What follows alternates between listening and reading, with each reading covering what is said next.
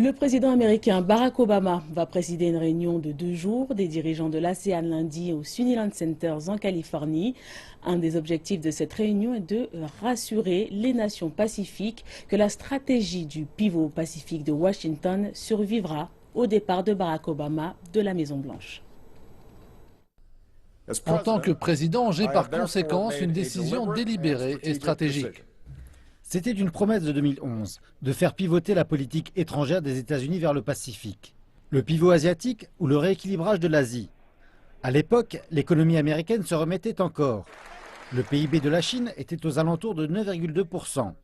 5 ans plus tard, alors que le premier président s'autoproclamant du Pacifique donnait son ultime discours sur l'état de l'Union, les militaires américains sont retournés en Irak, demeurent en Afghanistan et les diplomates états-uniens sont préoccupés par les situations en Iran et en Syrie.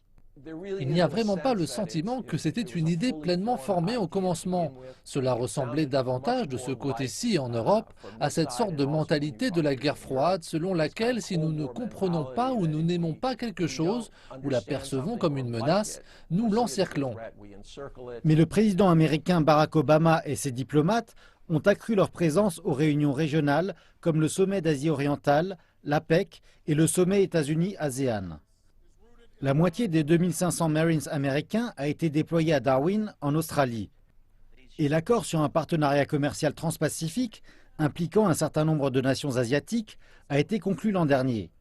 Je pense donc que la région ressent plus la présence militaire américaine qu'avant le lancement de la stratégie.